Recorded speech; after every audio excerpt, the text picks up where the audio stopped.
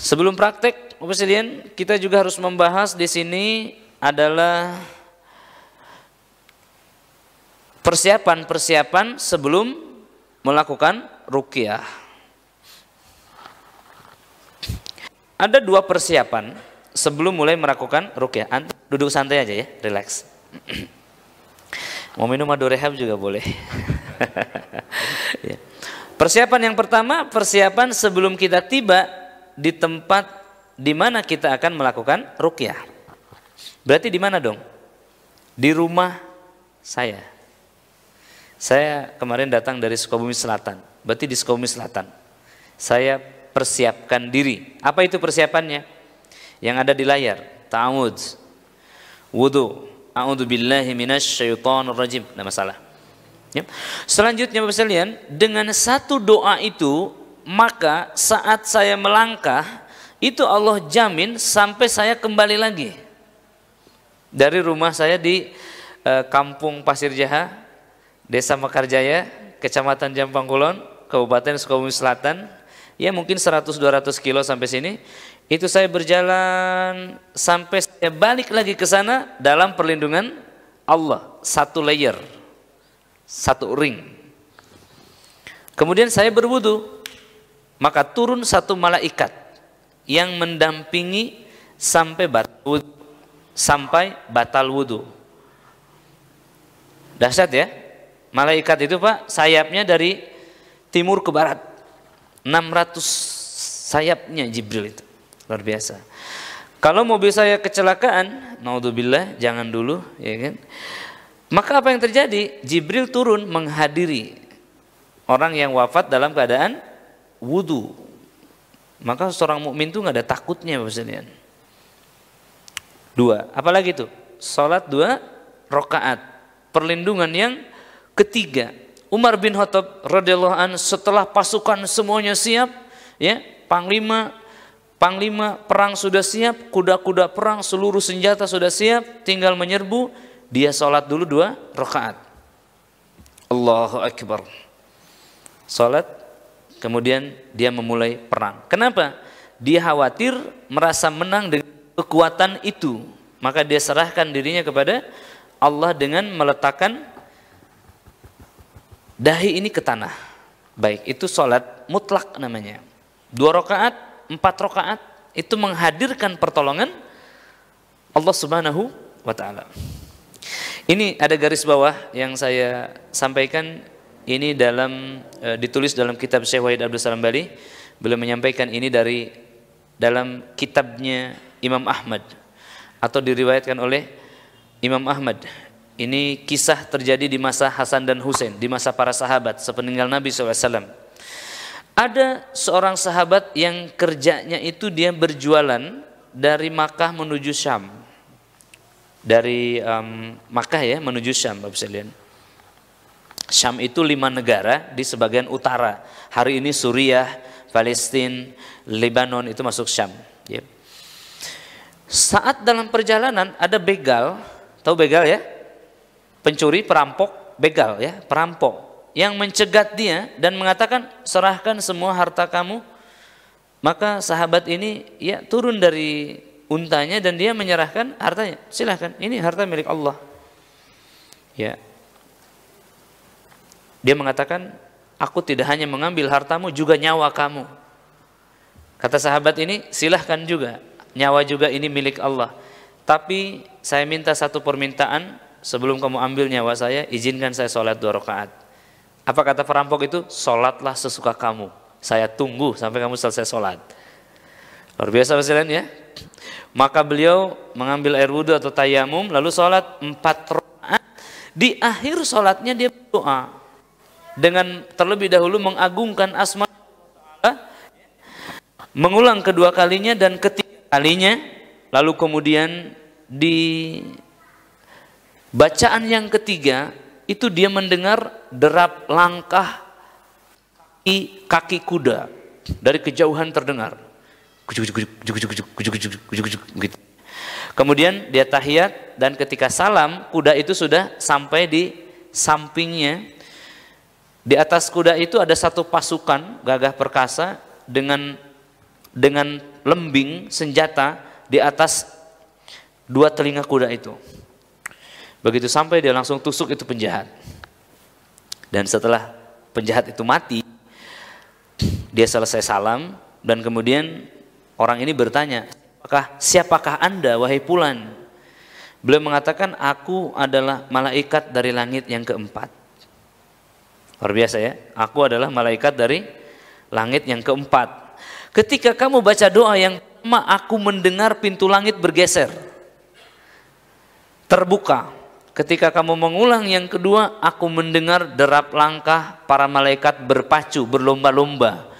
Langit kedua pun terbuka. Dan ketika kamu mengulang yang ketiga, maka pintu langit yang ketiga terbuka, kesempatan bagi aku untuk menolong kamu, dan aku minta izin kepada Allah dan Allah mengizinkanku, dan secepat kilat kuda itu meluncur dari langit. Bapak sekalian, ini kisah sahih, bukan dongeng. Masih ada nggak kisah-kisah semisal ini di abad ini? Masih Bapak sekalian. Di Syam banyak peluru-peluru yang tidak meledak, rokat, rudal-rudal yang tidak meledak ketika disambut dengan takbir di sana. Hari ini masih terjadi. Malaikat tidak beristirahat Bapak sekalian. Makanya ulama mengatakan, seandainya, ini saya ulang kedua kalinya hari ini dalam training ini, seandainya tidak ada para malaikat yang menjaga manusia, niscaya manusia sudah punah dihabisi setan dengan hasadnya setan. Gitu ya. Jadi sholat berapa rakaat Pak? 2 atau 4. Ada satu kisah lagi di Palembang. Ini mohon maaf saya berdiri ya. Enggak, saya berdiri, mohon maaf. Duduk aja santai. Enggak, duduk santai. Di Palembang namanya Ustadz Syarif. Ustadz Syarif di Batu Raja atau Martapura, saya lupa. Martapura nampaknya. Palembang Pak, bukan Kalimantan. Beliau mengatakan, Ustadz, saya meruqyah seorang laki-laki, setelah semua selesai, persiapan selesai, baru mau baca, pasien saya itu mengatakan, Ustadz, yakin meruqyah saya sendirian Ustadz? Orang Palembang nih, orang awak. Maka kemudian Ustadz itu mengatakan, ya tentu saja saya meruqyah sendiri aja. Memang kenapa anak muda? Kemarin Ustadz saat saya diruqyah, 8 peruqyah saya lempar semuanya Ustadz. Nggak ada yang berani, nggak ada yang kuat melawan saya. Saya khawatir jin saya ini mengamuk. Kata Ustadz begitu, bertobatlah kamu kepada Allah. Sholatlah nak. Karena kekuatan setan itu ada pada kuatnya kedurhakaan. Seseorang jauhnya dia dari Allah. Maka kemudian dia wudu, sholat, ketika assalamualaikum, assalamualaikum, dia langsung terkulai. Dan dia mengatakan, Ustadz, kembalikan tulang saya, kembalikan tulang saya, kata jinnya. Jadi langsung lemes Presiden. Jarang saya mendapati peruqyah itu sebelum meruqyah sholat dulu. Jarang, termasuk saya sendiri jarang. Untuk kasus-kasus tertentu yang berat saya lakukan itu. Gitu ya. Baik, coba peruqyah-peruqyah yang dilecehkan setan, lakukan itu. Ya, pasti setannya nggak bisa ketawa lagi itu. Udah bingung setannya. Bisa jadi pamit sebelum ruqyah dimulai. Baik, sholat. Selanjutnya Al-Falaq dan An-Nas. Ya, kemarin kita telah praktekkan. A'udzubillahi minasyaitonirrajim. Bismillahirrahmanirrahim. Qul a'udzu birabbil falaq min syarri ma khalaq. 3 kali. An-Nas 3 kali, tiupkan, usapkan seluruh tubuh. Ini bagi siapa? Bagi peruqyah. Juga bagi yang diruqyah. Lalu yang terakhir baca bismillah tawakkaltu 'alallah la haula wala quwwata illa billah. Kalau yang tadi merontokkan sihir dan was-was takut, yang ini menurunkan satu lagi penjagaan dari malaikat. Wah, luar biasa itu. Satu lagi penjagaan dari malaikat. Jadi kiri kanan kita. Setelah jalan banyak-banyak baca zikir. Zikir apa itu? Bacain Al-Quran, hafalin ayat ruqyahnya. Jangan sampai 10 tahun meruqyah masih lihat teks. Kata jin yang ada kemajuan ini. Gitu-gitu terus bacanya itu tuh aja. Ya. Atau minimal tidak melakukan kemaksiatan sepanjang jalan. Jangan larak lirik dulu, ya kan? Puasa dulu. Ya, jaga diri kita dari keburukan-keburukan. Ya kalau masih merokok berhenti dulu, malulah. Ya, itu malaikat sudah banyak di belakang, kita bakar dengan rokok, kapuput ya kan. Kasihan. Ya, seperti itu sekalian. Ada lagi doa perjalanan belum ditulis di sini. Gimana? Subhanalladzi sakhkhara lana hada wa ma kunna lahu mukrinin wa inna ila rabbina lamunqalibun. Itu dengan baca doa itu Bapak Ibu, jarak jadi dekat. Allah permudah perjalanan sampai kita di lokasi. Bapak Ibu sekalian, ketika kita baca seperti itu, jadi kita berjalan ini di belakang ada berapa malaikat tadi? Satu saat wudhu, satu saat baca basmalah, ya. Saat baca dzikir ada berapa? Banyak nggak terhitung. Kalau ingin ukuran kalkulasi yang tepat, tambahkan 70.000 malaikat. Gimana caranya? Buat niat. Niatnya bukan meruqyah, tetapi menjenguk yang sakit. Ketika kita menjenguk orang yang sakit, maka ada 70.000 malaikat kata Nabi yang menjaga dan mendoakan. 70.000 banyak nggak Pak? 70.000 malaikat di belakang saya Pak. Di sini ada satu jin yang imut-imut. Kira-kira takut nggak jinnya itu? Menggigil nggak jinnya itu kira-kira? Langsung tersungkur. Makanya sampai oe-oe, muntah-muntah. Saking ketakutannya. Jadi bukan takut otot peruqyahnya, bukan, tetapi melihat sepasukan yang menghitam di belakangnya. Gitu. Gimana Ibu? Merasa kuat nggak kira-kira? Insyaallah Bu, gitu ya. Ibu meskipun meruqyah suaminya begitu jurusnya. Gitu. Ya, Bapak sekalian. Baik, selanjutnya sampailah di rumah yang mau diruqyah. Apa persiapannya ini? Satu, bersih-bersih. Apa yang dibersihin? Bersih-bersih dari suara-suara bising. Nih suara mobil. Gimana caranya? Tutup pintunya. Gitu ya. Atau cari tempat yang terbaik. Kemudian berikutnya apa? Tidak ada suara-suara musik, ya. Televisi dimatikan, radio dimatikan, handphone di silent.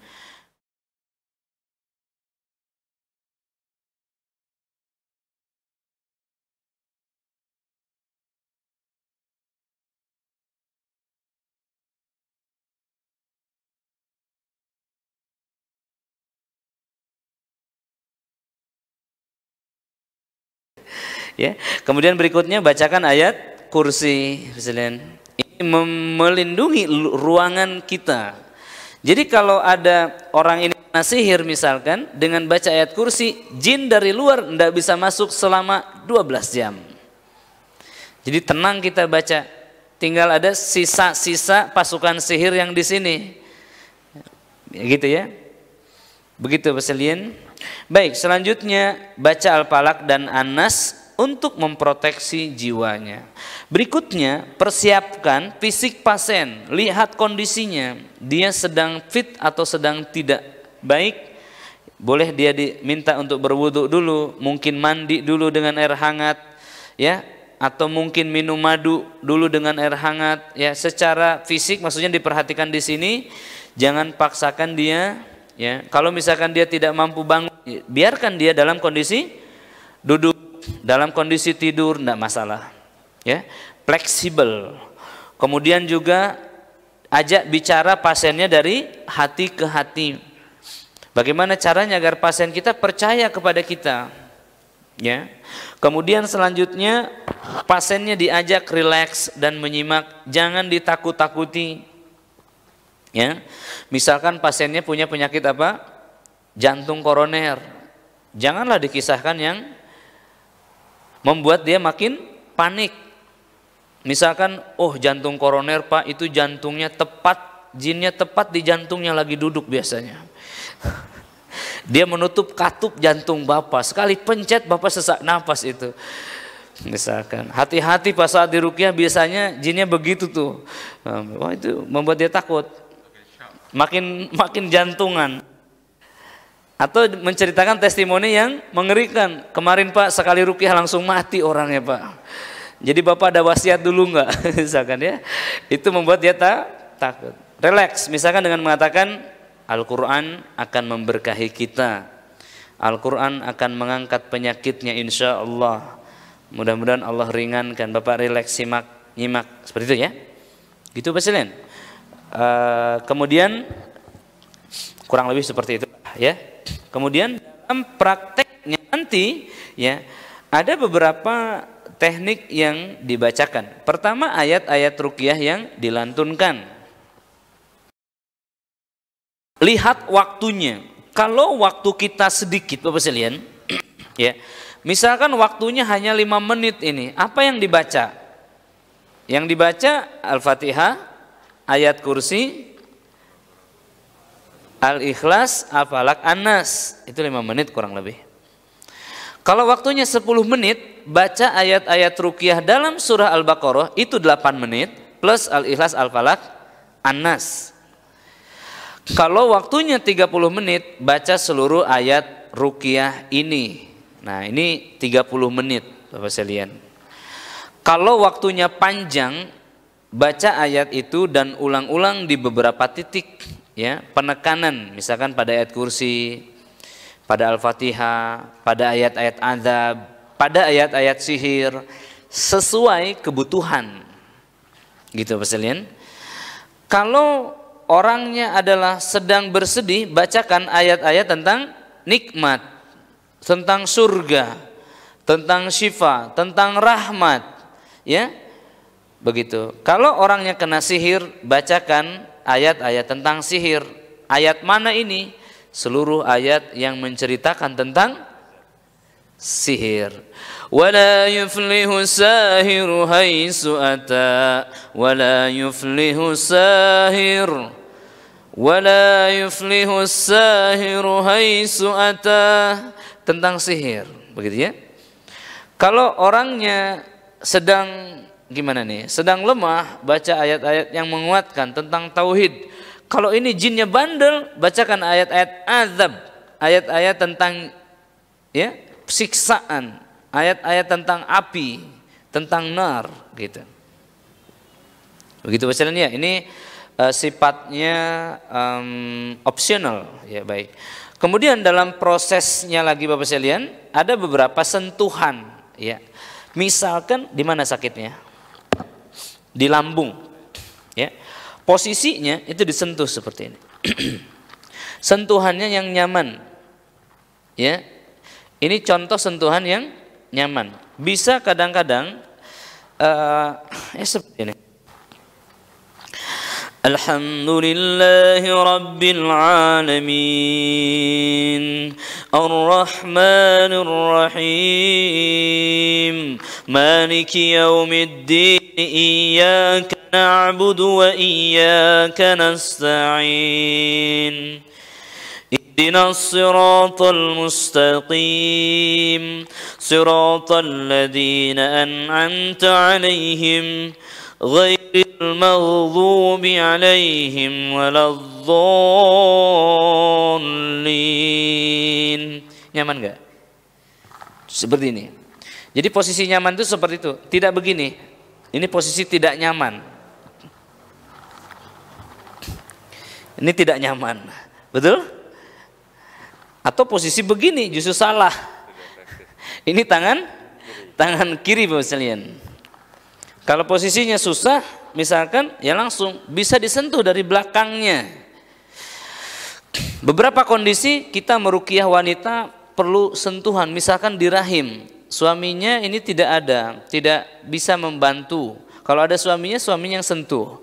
Kalau tidak ada, bagaimana kita bisa menyentuhnya? Jawabannya jangan disentuh. Ya, kalau terpaksa harus, Bapak, begini, sentuh dari sini.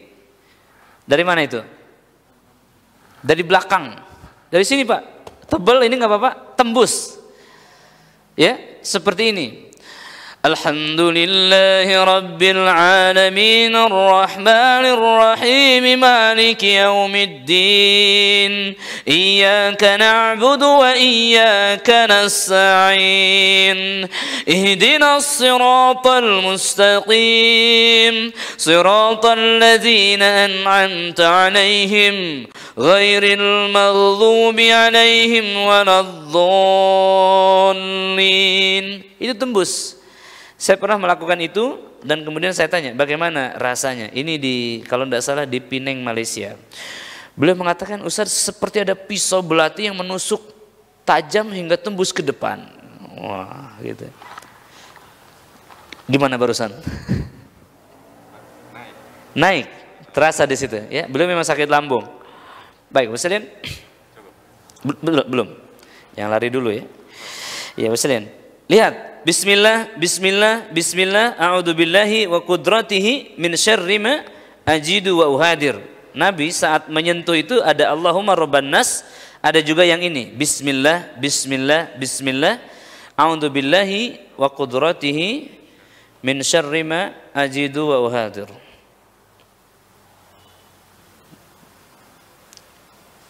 Iya. Nabi SAW ini didatangi Aisyah dan dia bertanya tentang satu penyakit. Maka kata Nabi, sentuhkan tanganmu dan bacakan ini. Kalau ini baca sendiri ya, untuk penyakit sendiri. Baik, misalnya menyentuh. Berikutnya kadang ada namanya menekan beberapa titik. Ini dari dalil Nabi SAW mengatakan inna syaitan min ibni Adam bil insani yajri majradam. Nah, beliau punya penyakit di mana, Pak? Boleh berdiri ya? Nah, lihat, boleh sentuh penyakitnya di sini, ulu hati itu di bawahnya, sampingnya. Ya, penyakitnya di sini. Lihat, saya coba sentuh seperti ini, Bapak bisa lihat. Ya, dan saya mulai melanjutkan bacaan tadi Al-Fatihah. Sekarang Alif Lam Mim. A'udzu billahi minasy syaithanir rajim. Bismillahirrahmanirrahim. Alif Lam Mim Dzalikal kitabu la raiba fihi hudan lil muttaqin alladzina yu'minuna bil ghaibi wa yuqimunas salata wa mimma razaqnahum yunfikun walladzina yu'minuna بما أنزل إليك وما أنزل من قبلك وبالآخرة هم يوقنون أولئك على هدى من ربهم وأولئك هم المفلحون أعوذ بالله من الشيطان الرجيم وإلهكم إله واحد لا إله إلا هو الرحمن الرحيم إن في خلق السماوات والأرض واختلاف الليل والنهار الفلك التي تجري في البحر بما ينفع الناس وما أنزل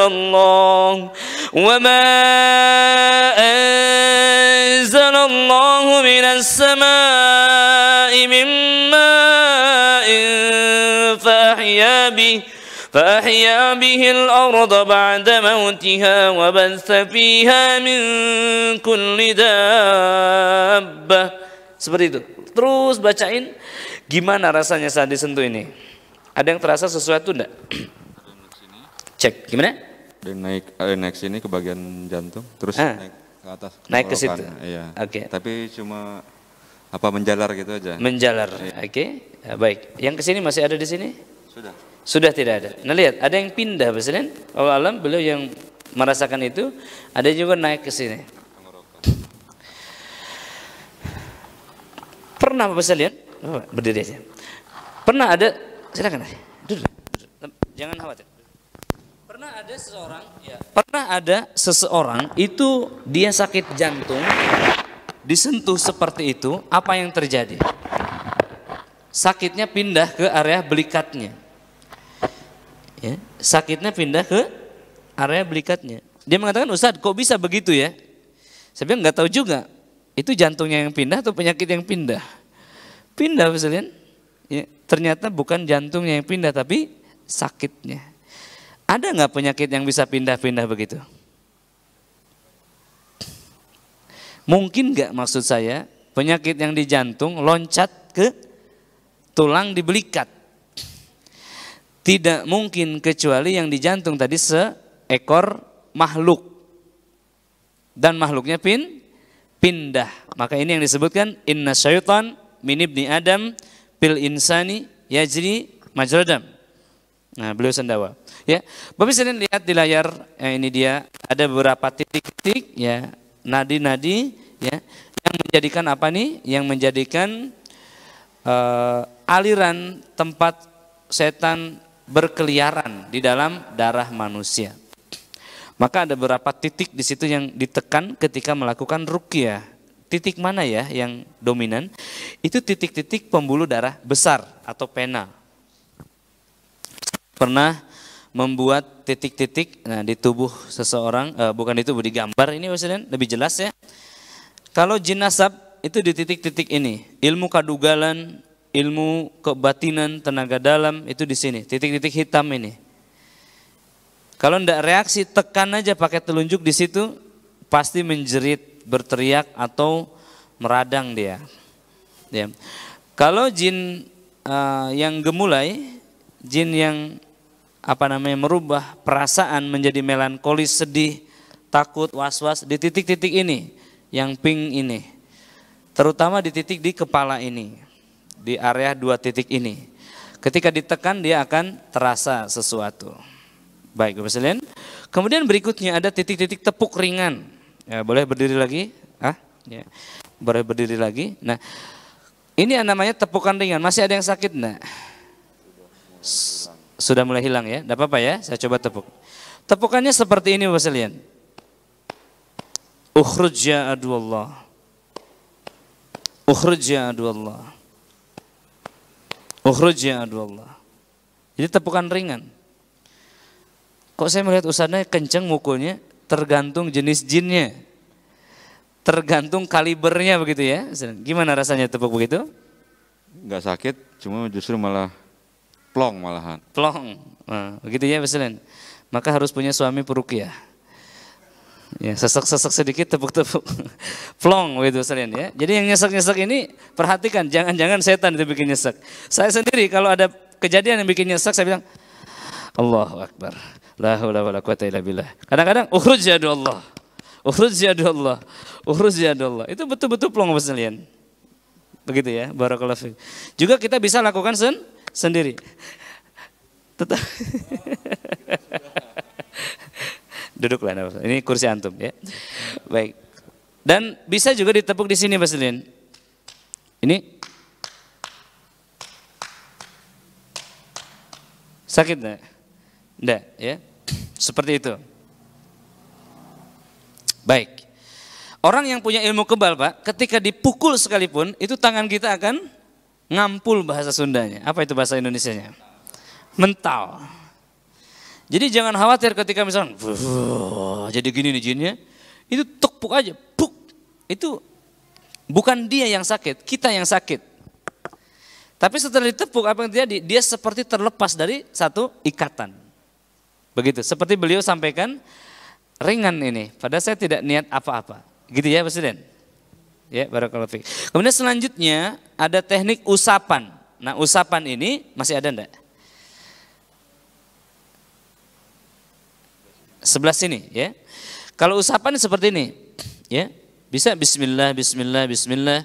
A'udzubillahi wa qudratihi min syarri ma ajidu wa uhadir. Seperti itu, ya. Kalau ke atas dia jadi sendawa, kalau ke bawah itu buang angin ke bawah, enggak apa-apa. Ya. Kalau bunyi gimana? Enggak apa-apa, enggak bau dia. Ya, seperti bismillah ya Allahu akbar. Tapi jangan jangan direkayasa seperti ini. Seperti ada tenaga, ini nggak ada rasa apa-apa. Justru ketika Anda menyentuh lalu kemudian ada sebuah tenaga mengalir, ini menandakan dalam diri kita masih ada pengaruh-pengaruh ilmu dahulu.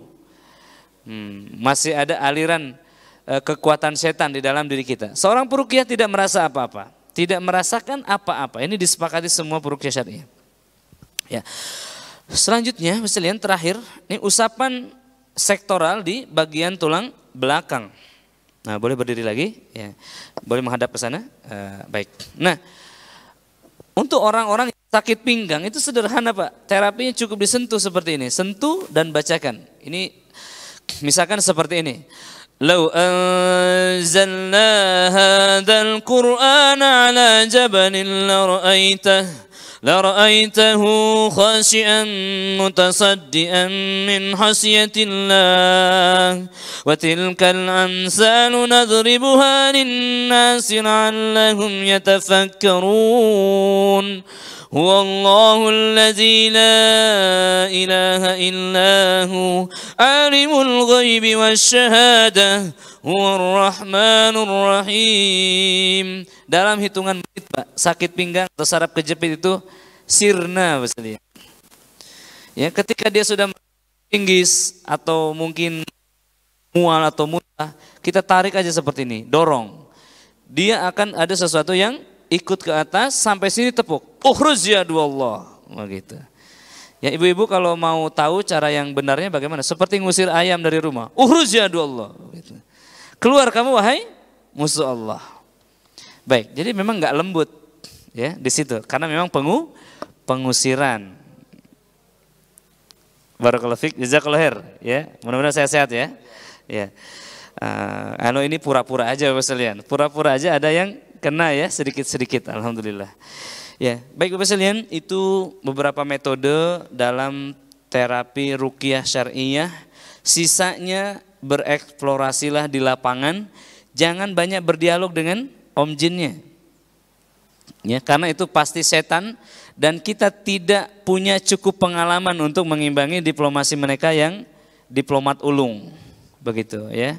Barakallahu fiik.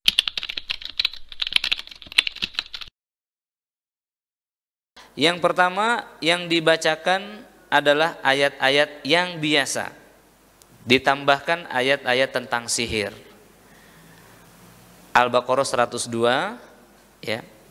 Kemudian Al-A'raf ayat 117 sampai 122, Toha ayat 63 sampai 69, Yunus ayat 81 82 ya. Kemudian surah Al-Falaq. Juga Al-Hasr ayat 21 sampai 24. Kemudian surah Al-Mu'minun ayat 114, 15, 16. Itu penekanannya di situ. Semua ayatnya dibaca. Semua ayatnya dibaca, penekanan di situ. Penekanan di sini maksudnya apa?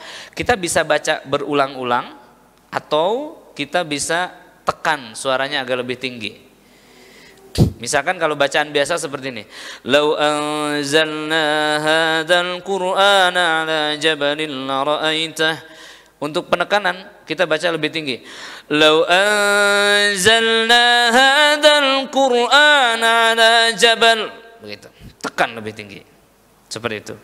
Kemudian poin berikutnya untuk kanker pasti tidak pernah tidak. Ya, tidak pernah tidak.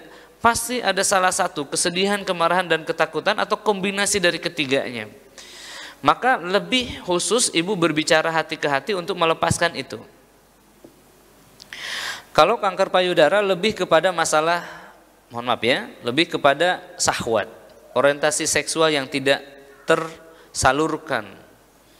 Mungkin karena seorang wanita itu tidak harmonis hubungannya dengan suaminya, mungkin sebab-sebab yang lainnya. Ya, baik. Kemudian kalau ada benjolan, berarti kita perlukan tampala yang bajakah yang tampala. Bajakah tampala premium ini yang ada di tangan saya ini. Untuk bajakah ini Bapak sekalian, saya buat perusahaan, insya Allah mohon doanya. 30%-nya gratis untuk kaum muslimin yang tidak mampu beli. Jadi kalau kita beli 1 ton 300 kilo itu gratis. 300 kilo itu banyak, karena satu saset kemarin itu 10 gram saja. Jadi nanti hubungi Ustadz Mahili, beliau itu insya Allah nanti beliau jadi direktur untuk Bajakah, untuk perusahaan ini insya Allah. Ya seperti itu. Ada pertanyaan lain? Alhamdulillah. Ya. Iya, tepukan itu tadi. Kan ada yang bilang pakai telapak depan, yang bilang belakang gitu. Itu apa bedanya? Yang betul telapak depan. Depan ya?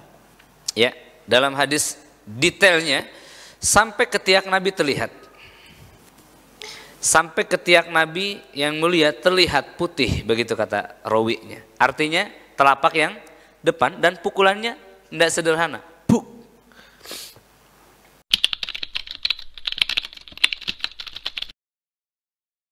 Bagaimana agar tenang menghadapi jin-jin itu? Pertama memang persiapkan diri. Persiapkan diri dalam artian kita sudah baca doa perlindungan, baca dzikir, dan misi kita harus dalam keadaan misi yang baik ini. Jadi beda antara meruqyah dan merupiah. Merupiah itu cari uang di situ. Kalau meruqyah itu memang kita meruqyah. Dan kalau ingin dapat energi yang super, ya niatkan untuk dakwah. Satu, niatkan juga untuk tolong orang. Kalau dakwah itu berarti kita seorang dai yang kita menyampaikan ilmunya Nabi Shallallahu Alaihi Wasallam. Kira-kira dapat backup dari langit nggak? Dapat. Ya, bahkan wafatnya pun syahid. Kalau orang dibunuh jadi syahid, kira-kira setan mau bunuh enggak? Enggak bakal mau. Dijewer sama iblis telinganya. Kamu ini kok ngebunuh orang, ini jadi syahid masuk surga dong, kata iblis. Ya, nanti enggak mau ambil resiko ini. Kemudian niatkan menolong orang. Intang surullah yang surkum wa yusabit akdamakum. Tolonglah agama Allah, pasti Allah akan menolong kalian dan meneguhkan kaki kalian.